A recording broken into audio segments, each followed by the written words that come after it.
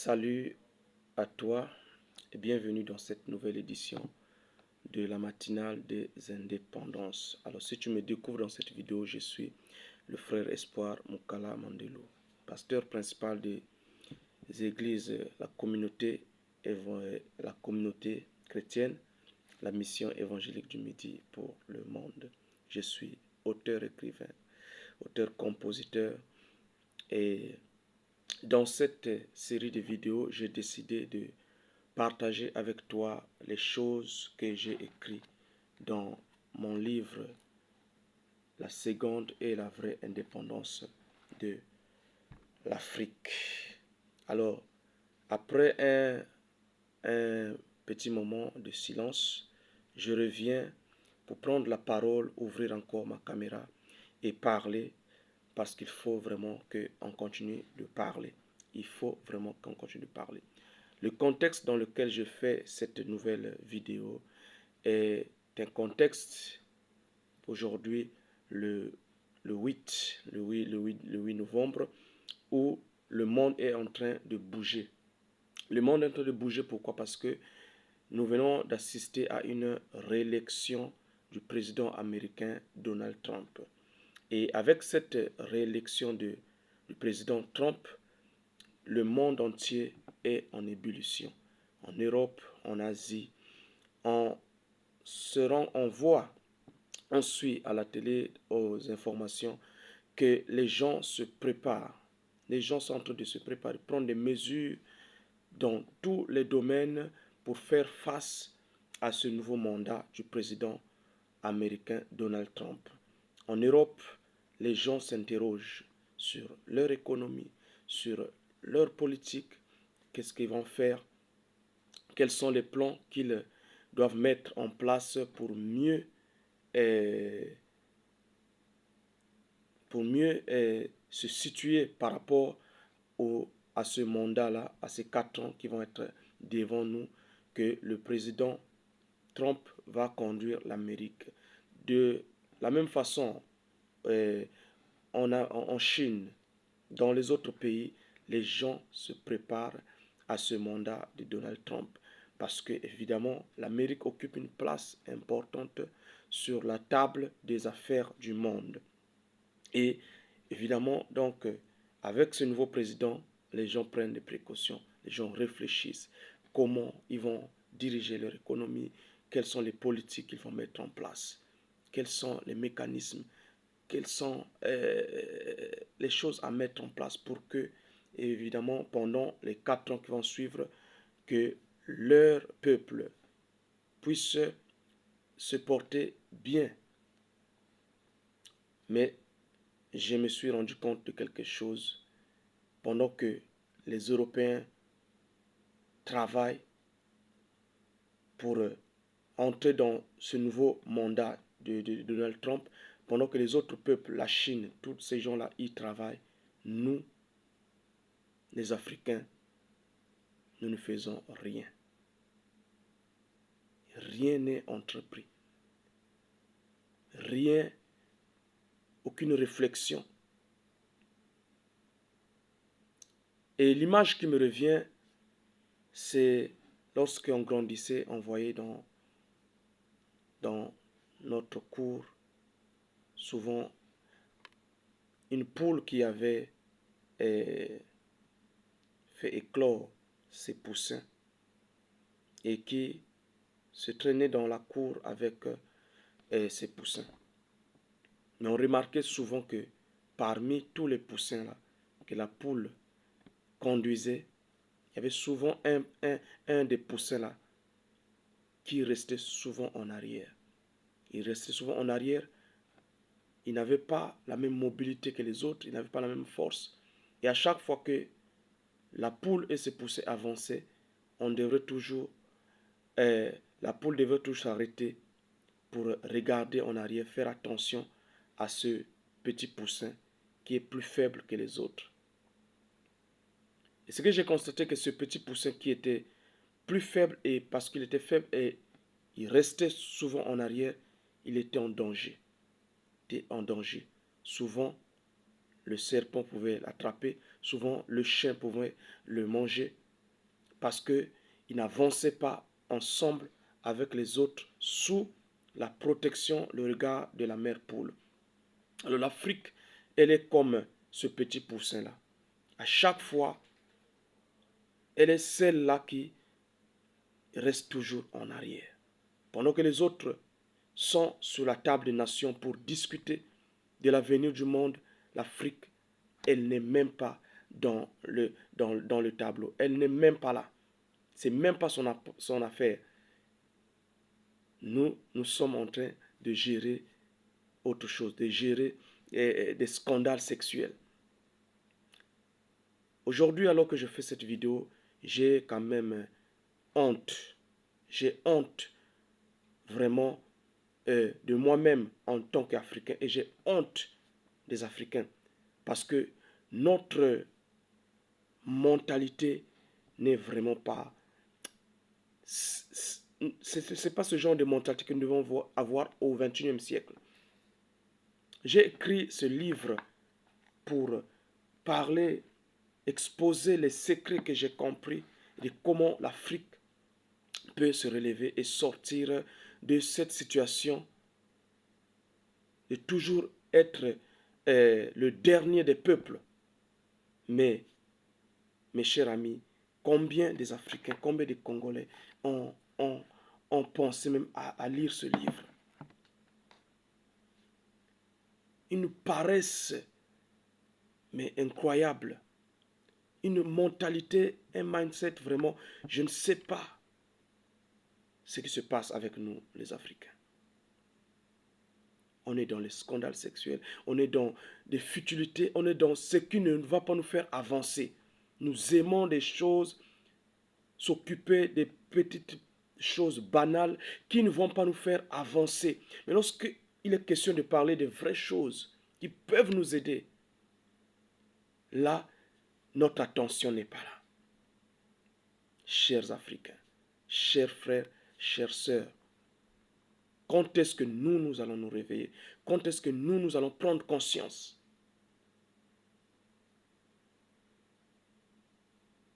Donc, à chaque fois, nous devrons attendre que les autres réfléchissent pour nous, que les autres décident pour nous.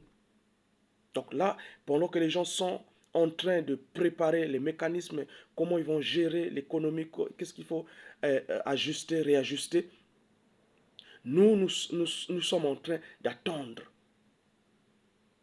Et après, nous allons gober, nous allons subir les retombées de ce que les Européens vont décider, les Américains vont décider, ou les Orientaux, ils vont décider. Pendant que c'est maintenant qu'il faut réfléchir, nous, on regarde, on ne fait rien, on attend. Et après, nous allons subir, comme nous sommes en train de subir actuellement. On parle de crise économique, on parle de crise alimentaire dans nos pays. Et nous sommes fiers de dire que oui, c'est la crise est là à cause de la guerre de l'Ukraine. Et pendant que les gens décident de ces guerres-là, l'Afrique n'a pas son mot à dire. L'Afrique n'est même pas là. Elle n'est même pas là. Jusqu'à quand nous allons nous prendre pour des petits-enfants? Jusqu'à quand nous allons nous prendre pour des petits-enfants qu'on doit instruire, qu'on doit diriger? Jusqu'à quand nous allons pouvoir être capables de choisir nous-mêmes notre voie que nous devons suivre? C'est triste et ça fait mal au cœur parce que je ne comprends même pas cette génération des Africains. Aujourd'hui, nous avons tout ce que les autres ont pour pouvoir nous affranchir de cette condition. Mais c'est comme si nous ne voulons pas sortir de cette situation.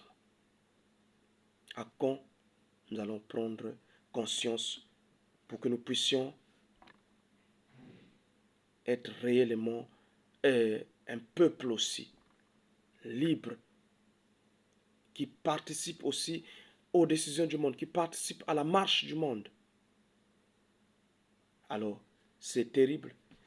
Et c'est pourquoi nous qui avons commencé à comprendre que c'est le temps pour nous de nous lever, nous continuons à parler. Que vous nous écoutiez ou pas, nous allons néanmoins faire notre part. Et c'est pourquoi moi je vais faire ma part. Donc, dans cette vidéo, je vais parler du 4e chapitre de ce livre. Et ce chapitre, je l'ai intitulé L'indépendance spirituelle. C'est le titre de ce chapitre, le 4e chapitre de mon livre. Alors, vous avez manqué les autres éditions de la matinale des indépendances, vous pouvez vous rendre sur ma chaîne YouTube qui autrefois je l'avais baptisée Africa Espoir. Maintenant, j'ai changé le nom de cette chaîne. Ça s'appelle maintenant Sagesse et Succès. Sagesse et Succès. Donc, vous pouvez aller sur cette chaîne-là et vous allez voir les vidéos là où j'ai parlé des trois autres chapitres de ce livre. Le premier chapitre était la gloire passée de l'Afrique. Le deuxième chapitre, nous avons parlé du maître qui est devenu esclave. Et au troisième chapitre, nous avons parlé de l'annonce prophétique de la liberté de l'Afrique. Alors, dans ce chapitre ici, dans cette nouvelle édition, je voulais parler sur l'indépendance spirituelle. L'indépendance spirituelle. Voilà ce que je dis ici à la page 81 de ce livre. La bataille de l'Afrique est tout d'abord spirituelle. Toute bataille dans la vie est d'abord spirituelle. Toute bataille dans la vie est d'abord spirituelle et la bataille de l'Afrique est d'abord spirituelle. C'est pourquoi je parle de l'indépendance spirituelle. Alors, je suis parti de deux écritures dans la Bible, dans la parole sainte de Dieu, pour déceler cette profondeur, pour déceler cette réalité. Et j'ai compris cela.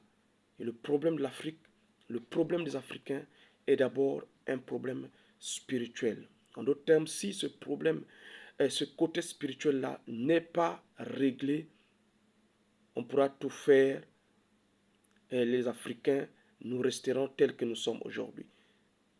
C'est pourquoi vous voyez cette insensibilité-là. Nous sommes insensibles à ce qui se passe dans le monde. Parce qu'il y a un problème spirituel. Alors j'ai compris cela dans le livre de Hébreux chapitre 11, le verset 3. La Bible dit, nous reconnaissons que c'est par la foi que le monde que nous voyons, le monde visible, a été formé à partir des choses invisibles. Donc, tout ce que nous voyons, tout ce que nous pouvons percevoir, nous pouvons saisir, toutes les réalités physiques que nous voyons aujourd'hui, relèvent d'autres réalités qui étaient d'abord spirituelles. Toute réalité physique relève d'abord d'une réalité spirituelle. Nous reconnaissons que c'est par la foi que le monde que nous voyons, ce qui est visible, a été tiré de ce qui est invisible.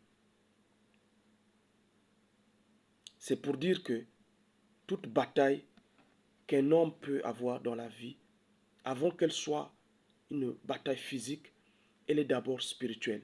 Et si on ne comprend pas cette réalité-là, ce sera compliqué que l'Afrique puisse accéder vraiment à sa renaissance, à sa vraie indépendance, à sa vraie liberté.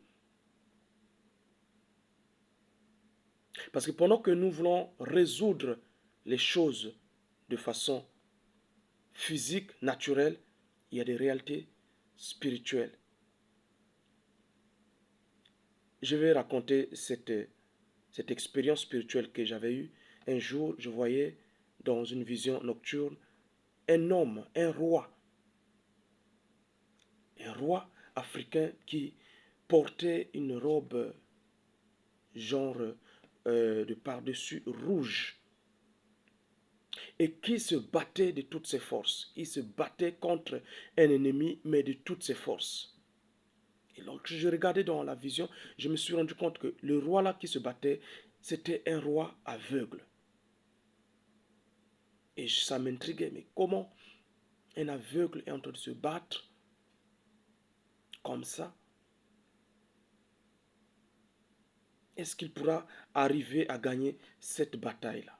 Et lorsque je suis sorti de cette vision-là, il y a une voix qui me dit, ce roi que tu as vu se battre étant aveugle représente le panafricanisme. Alors j'ai commencé à réfléchir sur ça. Je dis, wow.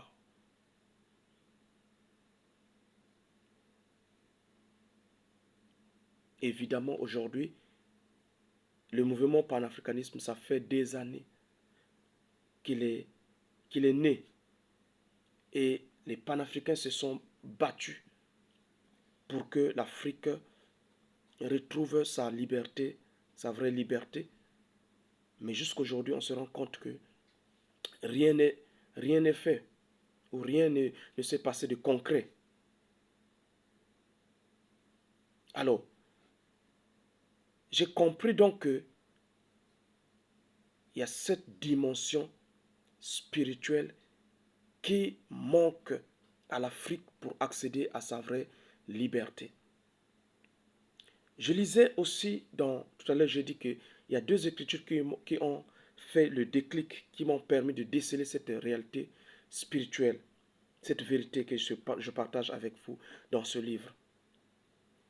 L'autre écriture, c'était dans le livre de Daniel, chapitre 9. Et dans ce livre, on voit le prophète Daniel qui est en train de prier. Il est en train de prier et la raison pour laquelle il est en train de prier est révélée dans le livre, c'est que Daniel, en lisant les livres des anciens prophètes d'Israël, il s'est rendu compte que le temps que les prophètes ils avaient fixé, le temps de leur captivité à Babylone, arrivait à son terme.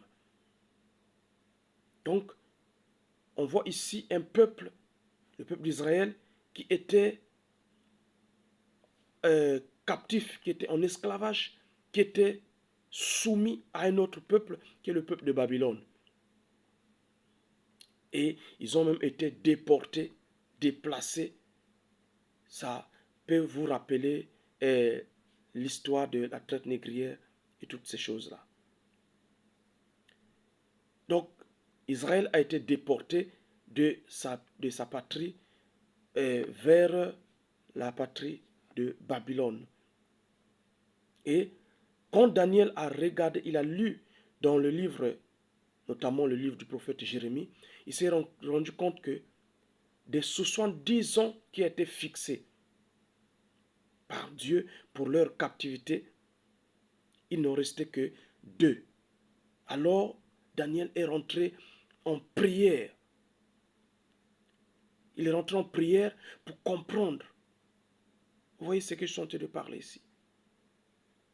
Ça, c'est un peuple, ça, c'est des gens qui sont avertis. Ils comprennent les choses. Il est rentré donc en prière pour commencer à chercher la volonté de Dieu. Demander, mais comment ça va se faire? Bientôt, là, les 70 ans vont arriver à leur terme. Qu'est-ce qui va se passer par la suite? Il voulait comprendre. Il avait le poids, le fardeau de la délivrance de son peuple. Il voulait que les gens soient libres. Il voulait retourner dans leur pays. Il se souciait de l'avenir de son peuple. Nous, aujourd'hui, les Africains, est-ce que nous nous soucions vraiment de notre avenir? Et il est allé en prière. Et il y a quelque chose, une scène qui s'est passée, c'est que pendant qu'il priait, il y a eu l'ange Gabriel qui est descendu et qui a commencé à parler avec lui donner le message de la délivrance ou de la liberté prochaine de son peuple. Mais dans le chapitre 10, nous nous rendons compte d'une autre réalité, c'est que cet ange-là qui est venu livrer le message à Daniel concernant l'indépendance, la délivrance de son peuple, était confronté à une bataille dans le règne spirituel. Il était confronté au roi de Javon. Et donc un autre esprit, donc l'ange Gabriel, qui est un esprit qui descend pour apporter le message de l'indépendance pour le peuple d'Israël, est combattu par d'autres esprits. Parce qu'ils ne voulaient pas que ce message-là parvienne au peuple. C'est pourquoi ils ont fait barrage. C'est là où j'ai eu le déclic. J'ai compris que il faut que les choses s'arrangent d'abord spirituellement avant que les choses bougent dans le domaine physique ou naturel. C'est là aussi que j'ai compris finalement les paroles du prophète Simon Kimbangu. Je l'ai cité ici dans ce chapitre encore. Il dit ceci. Regardez ce que je dis à la page 84. Je dis, il n'est pas étonnant que le grand prophète africain Simon Kimbangu, dans son annonce prophétique, ait dit, je cite, « Il faudra une longue période pour que l'homme noir acquiert sa maturité spirituelle. Celle-ci lui permettra d'acquérir son indépendance matérielle. » Donc ça, c'est ce que le prophète Simon Kimbangu il a annoncé. Vous savez que c'était un défenseur du peuple noir. Vous savez qu'il a prophétisé des choses concernant la lutte de l'Afrique et des Africains. Lui-même, il était un défenseur, il était quelqu'un qui luttait pour que le droit des Africains soit reconnu, pour que le peuple noir soit aussi reconnu comme il devrait l'être parmi les peuples de la terre. Et comme il arrivait à la fin de sa vie, voilà ce qu'il disait. Il dit, il faudrait une longue période pour que l'homme noir acquiert sa maturité spirituelle. Ça veut dire son indépendance spirituelle. Et cette indépendance spirituelle ou cette maturité spirituelle lui permettra d'acquérir son indépendance matérielle. Ça veut dire qu'il n'y aura point de vraie liberté, il n'y aura point de vrai changement matériel, physique, économique, politique en Afrique là, s'il n'y a pas d'abord une vraie indépendance spirituelle. C'est que le prophète appelle ici la maturité spirituelle.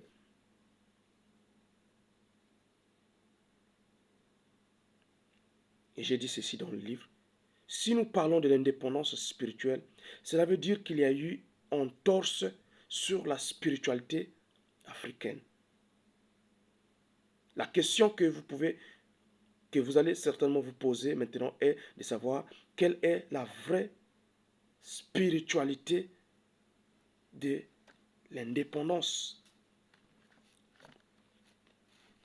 Vous voyez que la question, elle est très, très, très, très, très importante.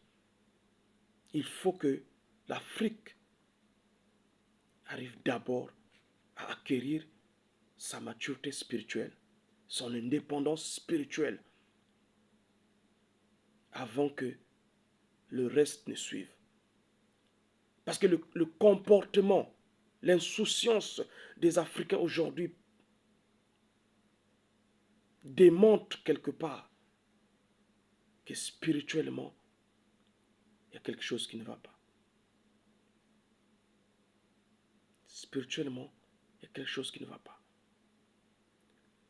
Parce qu'un peuple qui est spirituellement mature ne peut pas se comporter comme se comportent les Africains. Ne peut pas briller par l'irresponsabilité, par une insouciance notoire.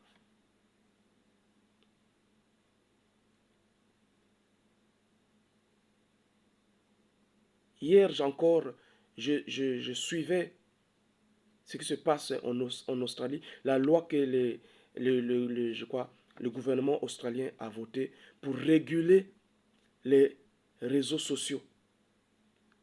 Parce qu'ils se rendent compte que ces réseaux sociaux-là, non seulement qu'ils ont une importance, ils ont un avantage, mais il y a un côté négatif de ça, qui est en train de détruire la jeunesse, qui est en train d'abrutir les jeunes.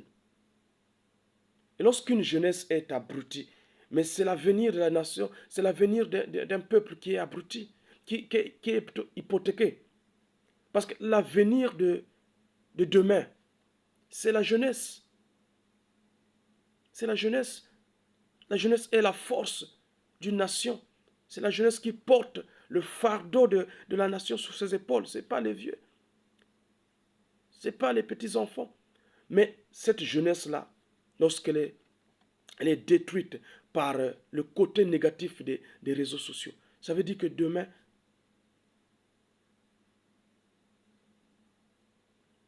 il y aura des problèmes.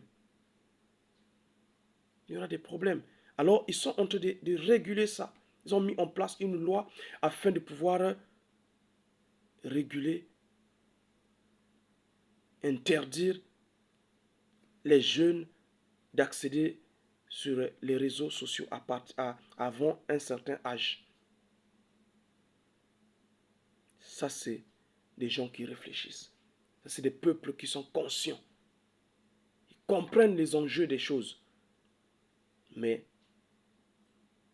pendant que les autres réfléchissent comme ça, pendant que les autres prennent des mesures, nous, les Africains, nous ne faisons rien. Nous ne faisons rien. Nous ne voulons pas faire quelque chose. Nous ne voulons pas prendre nos responsabilités. Nous ne voulons pas travailler à notre avenir. Et comment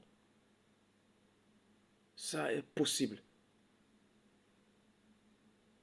La seule chose, la seule raison est que spirituellement, les Africains ont un problème de spiritualité. C'est ce qui fait que nous n'avons pas cette lucidité, même mentale, pour faire les choses. Spirituellement, ça ne va pas. Ça ne va pas.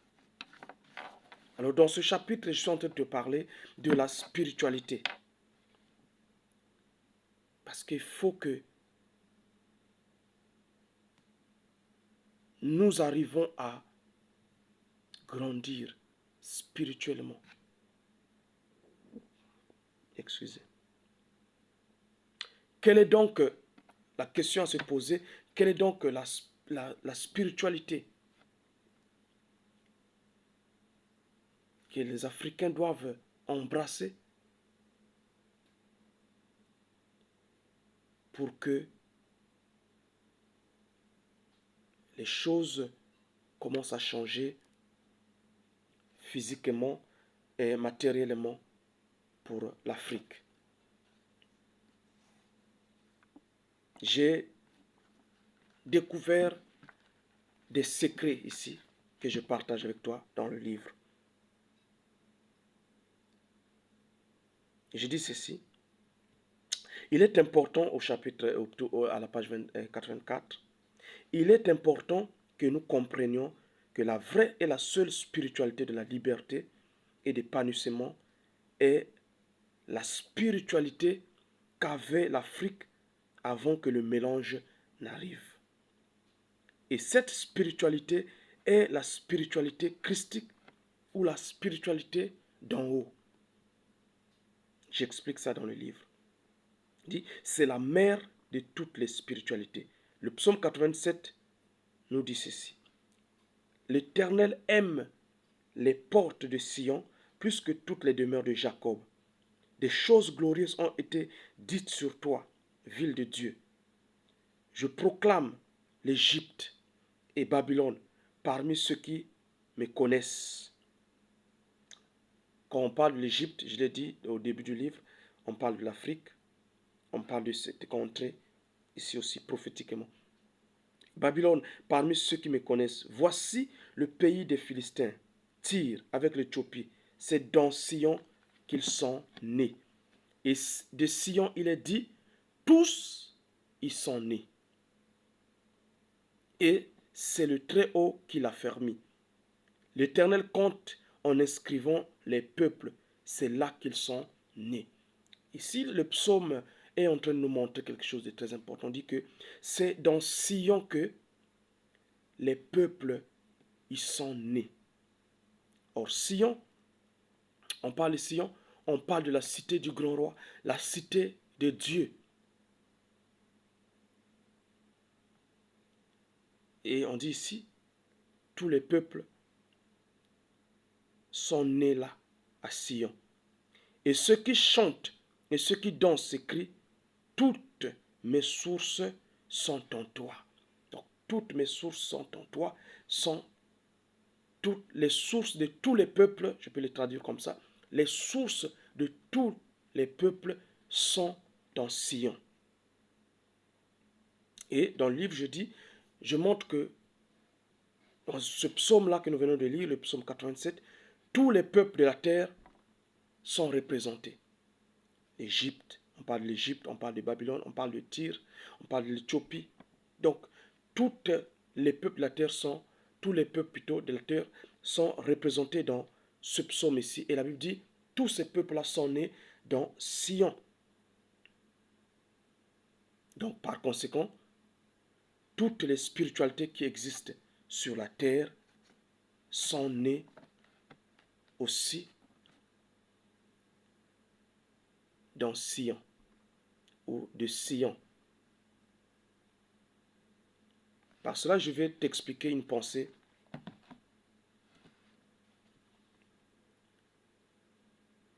Toutes les spiritualités qui sont aujourd'hui, qui sont pratiquées aujourd'hui, qui sont connues aujourd'hui sur la terre,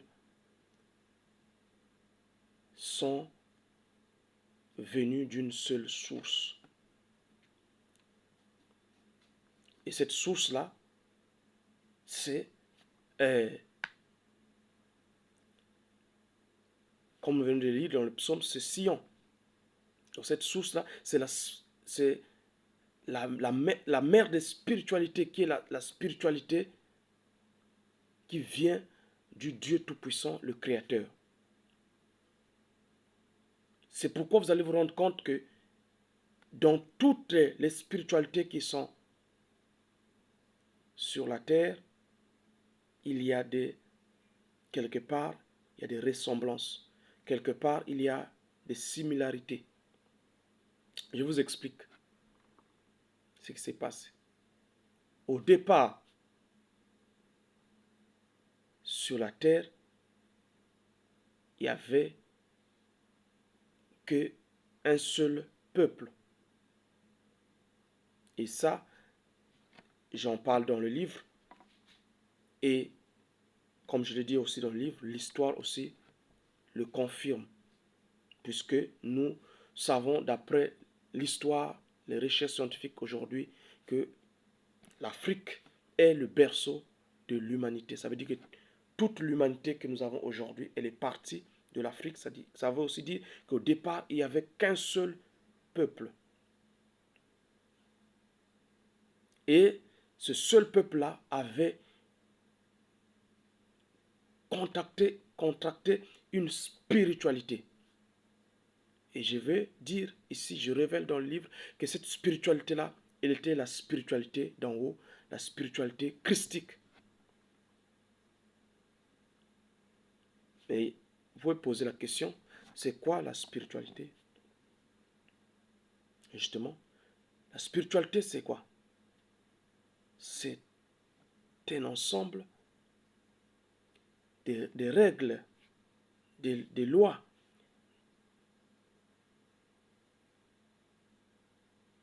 que un esprit communique à l'homme qui lui-même aussi est un esprit, qui vit dans un corps, afin de rester en contact ou de communiquer ou de marcher ensemble. Donc c'est ça, la spiritualité. C'est un ensemble de règles, c'est un ensemble de codes de vie, codes de conduite qu'un esprit communique aux êtres humains. Et là, on parle de spiritualité. On dit, dans notre spiritualité, nous faisons ceci, nous ne mangeons pas ceci, nous ne touchons pas ceci. C'est cet ensemble de codes-là. Et au départ, il n'y avait qu'un seul peuple, et ce seul peuple-là était en communion, en contact avec le Créateur. Donc, au départ, le Seigneur, le Créateur, c'est lui qui a communiqué un ensemble de règles de vie à l'homme. Et dans Genèse chapitre 1, chapitre 2, chapitre 3, nous voyons le récit biblique de cette première époque de la vie de l'homme sur la terre, si on peut le dire comme ça. Et là, on voit l'image de Adam et Ève qui sont nos parents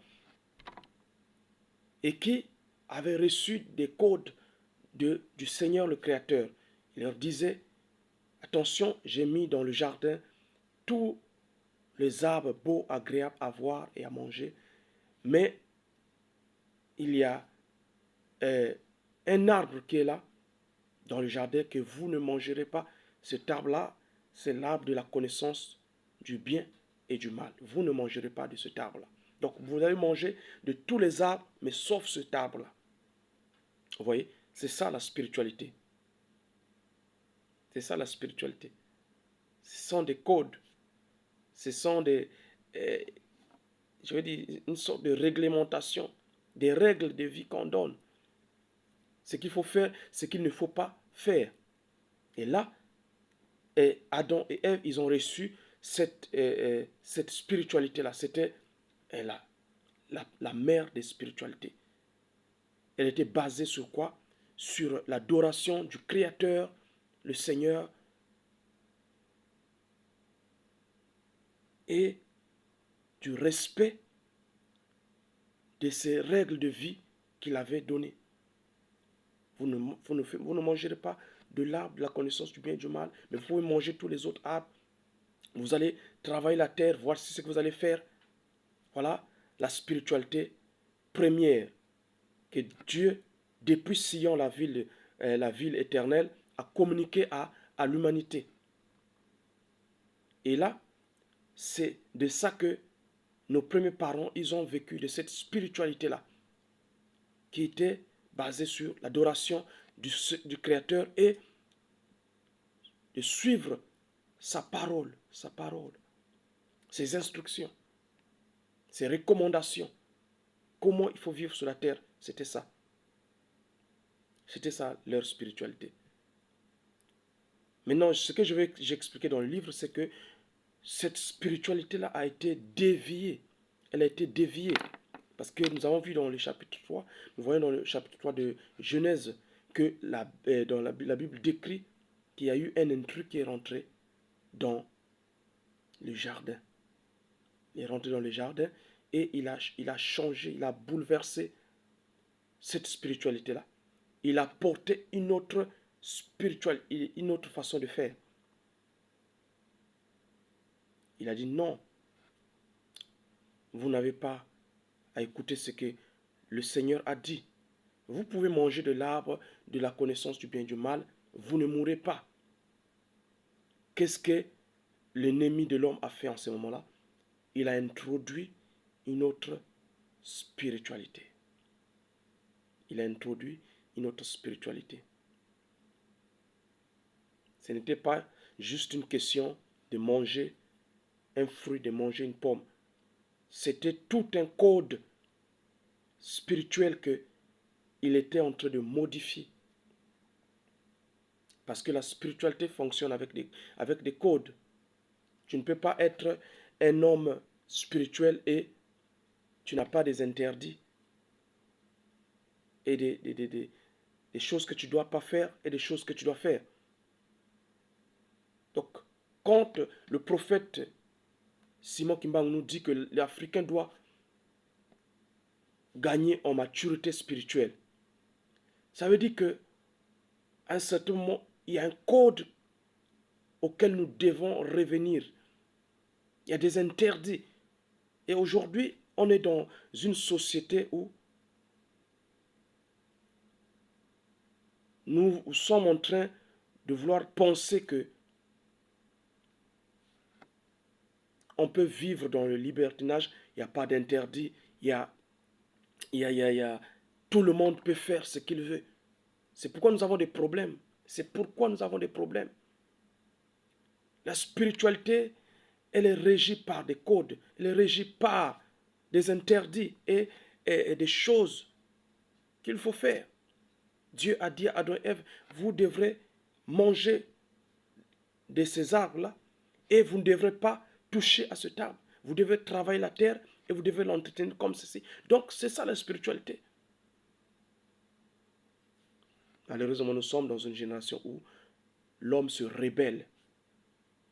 L'homme se rébelle contre toute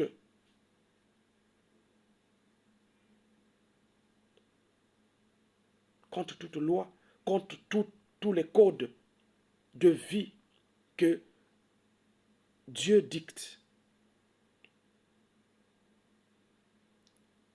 Et c'est pour ça que le monde va mal.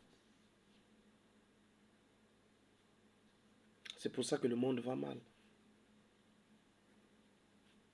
Donc, cette spiritualité, au départ, c'était ça. La spiritualité de Sion, la spiritualité d'en haut.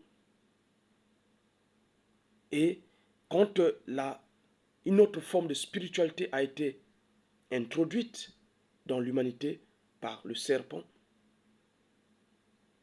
il y a eu ce mélange. C'est pourquoi dans le livre, je dis, les Africains avaient cette spiritualité avant le mélange.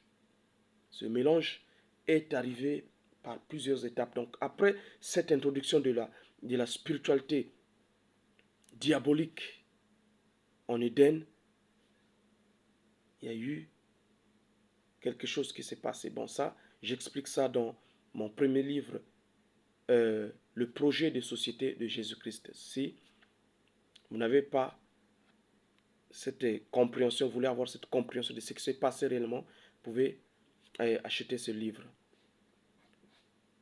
Donc, il s'est passé quelque chose.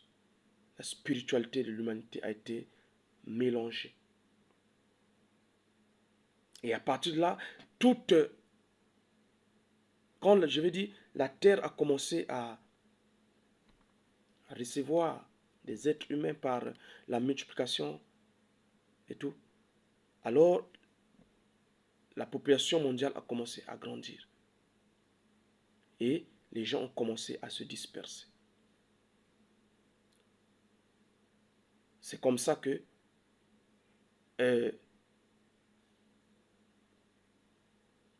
l'ennemi qui avait introduit déjà cette spiritualité satanique, diabolique, qui consiste à désobéir à la parole de Dieu et à adorer la créature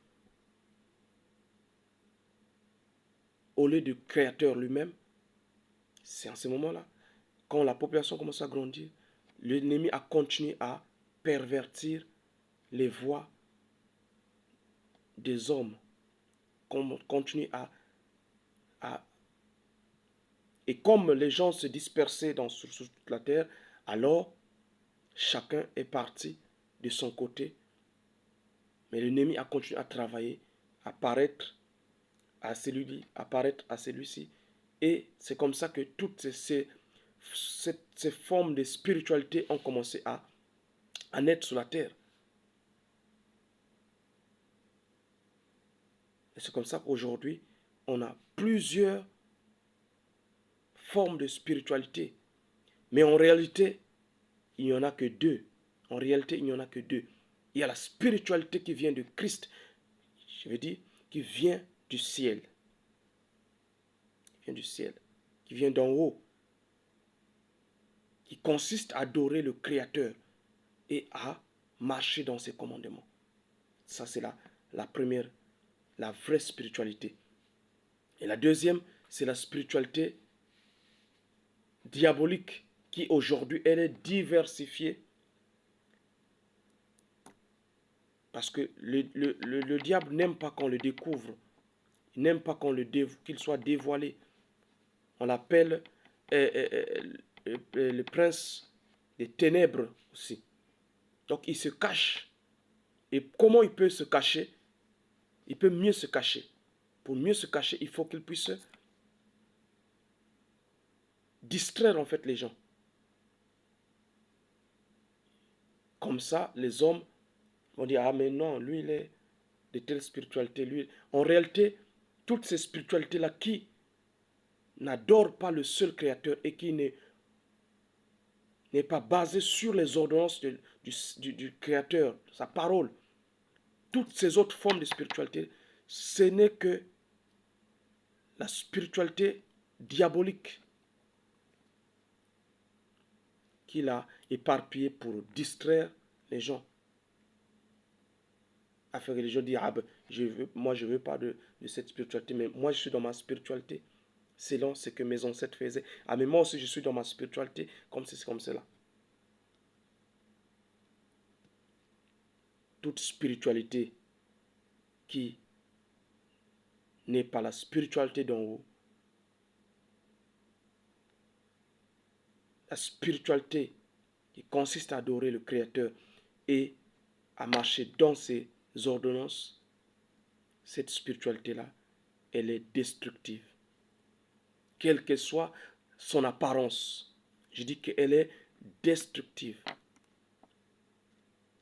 Donc, quand le prophète Simon Kimbangu nous dit que l'Afrique doit acquérir sa maturité spirituelle, il est en train de vouloir dire il faut que les Africains reviennent à la spiritualité d'en haut, à la spiritualité christique, d'où est sortie toutes les autres formes de spiritualité.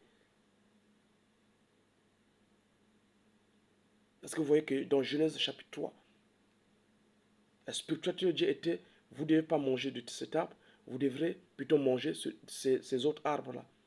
Et l'ennemi est venu, il a dit, vous pouvez manger. Donc, d'où est-ce qu'il a juste perverti? C'est que le Créateur, il avait donné comme ordonnance, qu'il avait donné comme spiritualité. Et il en a fait une contrefaçon. Il a piraté en fait la spiritualité. Alors, l'Afrique aujourd'hui, pour qu'elle trouve son salut, doit retourner à la spiritualité d'en haut, à la spiritualité christique.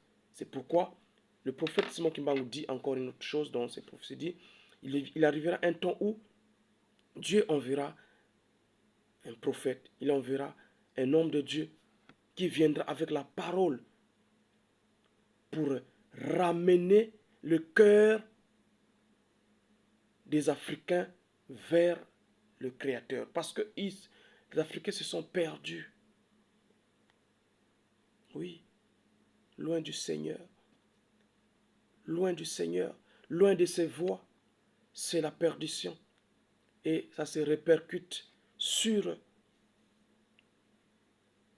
notre vie matérielle, physique. Tout ça, je crois que c'est très bien démontré ici dans le livre. Donc, je sais que vous ne vous intéressez pas à la lecture. Je sais que les Africains, on peut leur cacher une vérité en le mettant dans le livre. Mais j'espère qu'il y aura au moins quelques violents qui se feront violence pour commencer à s'intéresser au livre. Parce que les choses sont dans les livres. Les secrets sont dans les livres. Mais les Africains s'intéressent pas à la lecture. C'est dommage. C'est très très dommage. Donc,